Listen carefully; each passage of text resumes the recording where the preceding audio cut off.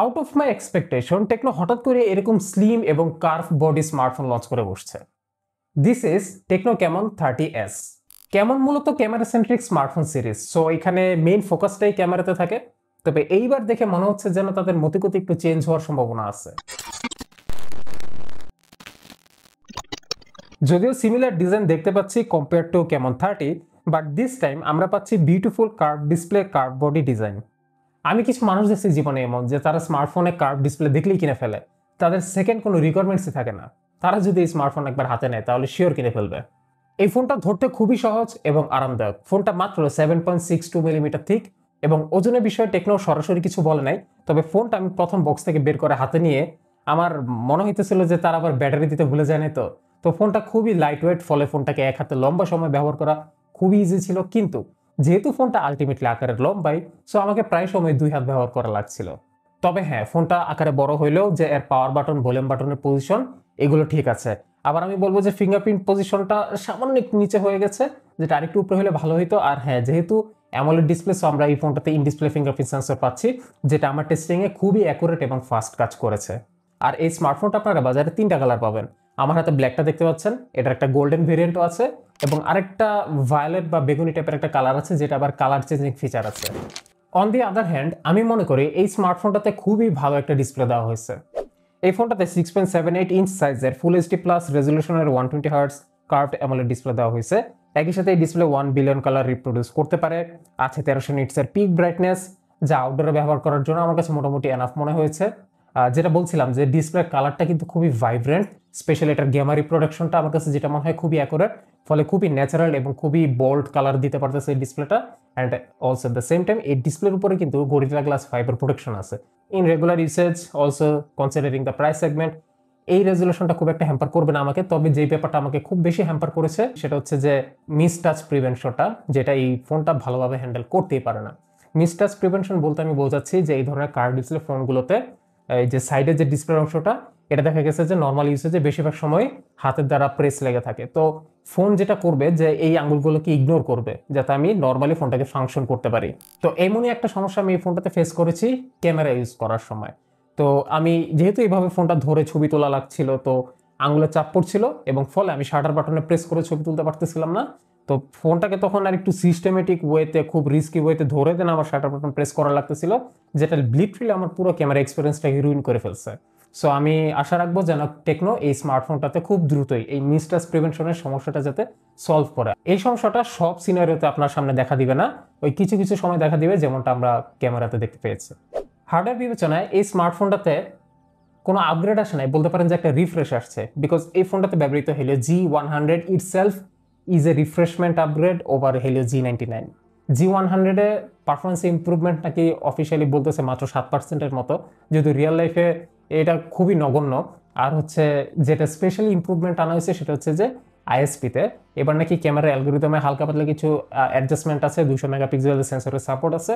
আর হচ্ছে মডেম, মানে যেটার মাধ্যমে আমরা সিমে কথা বলতে পারি, সেই জিনিসে একটা ছোট্ট আপগ্রেড আনা হয়েছে, যেখানে হচ্ছে ফোনের আপলিঙ্ক ডাউনলিঙ্ক মানে আপলোড ডাউনলোড স্পিডটা আরেকটু ইম্প্রুভ করা হয়েছে। Antutuতে ফোনটা স্কোর করেছে 4,35,000 প্লাস, দেন গিগবেঞ্চে সিঙ্গেল করে 740, মাল্টি করে 2014। 3D মার্ক ওয়াইল্ড লাইফে স্কোর করেছে 1372, which is okay. Low to medium end গেমসগুলো খেলা যাবে টুকটাক। আর ওয়াইল্ড লাইফ স্ট্রেস টেস্টে 98.5% স্টেবিলিটি এসেছে, খুব ভালো। আর টেম্পারেচারটাও যদি দেখেন 38 ডিগ্রি সেলসিয়াস, ফোনটা গরমই হয় না বলতে গেলে। সেই সাথে এর ইন্টারনাল র্যাম রম স্পিড মোটামুটি ডিসেন্ট ছিল। আর ব্যাটারি ব্যাকআপের কথায় যদি আসি, ফোনটা খুবই লম্বা ব্যাটারি ব্যাকআপ দিতে পেরেছে, খুব ইজিলি একদিন ব্যাটারি ব্যাকআপ আপনারা পাবেন।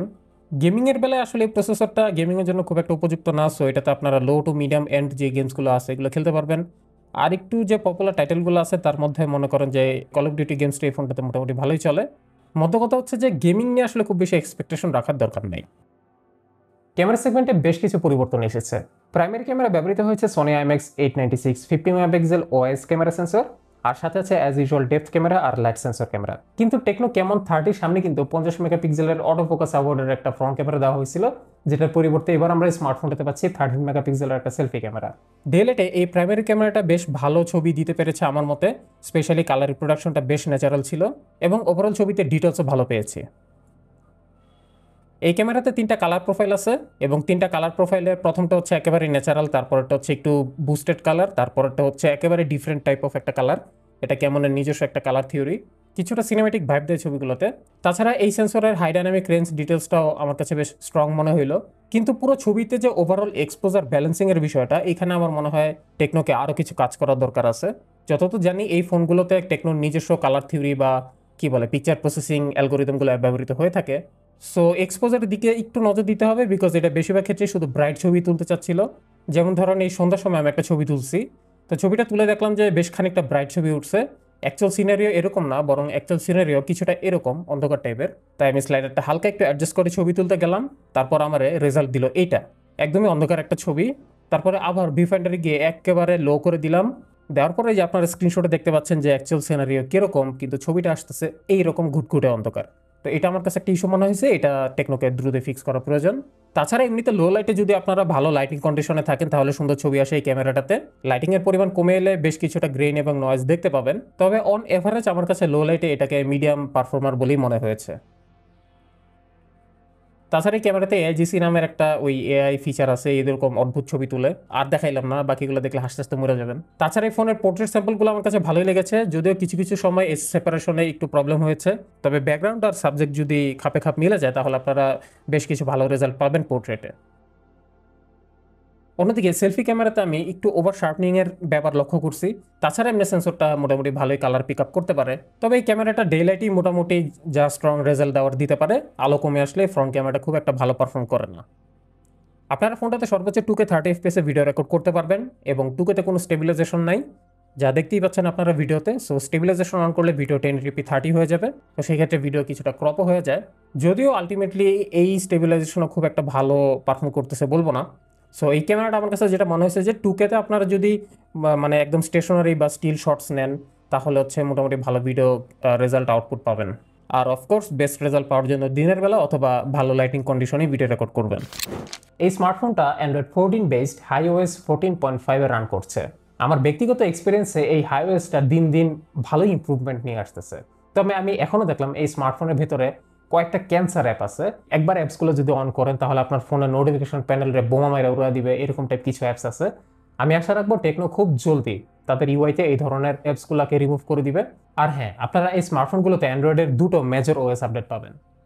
টেকনো ক্যামন 30S-কে নিয়ে আমার আর বলার তেমন কিছু নাই। আপনাদের যদি কোনো কোয়েশ্চেন থাকে অবশ্যই কমেন্ট বক্সে লিখে যাবেন, আমি আপনাদেরকে উত্তর দেওয়ার চেষ্টা করব। তবে এই ফোনটার ব্যাপারে আমার ব্যক্তিগত মতামত হচ্ছে যে এই ফোনটা নাইস, কিন্তু ফোনটার প্রাইসটা নাইস থাকতো।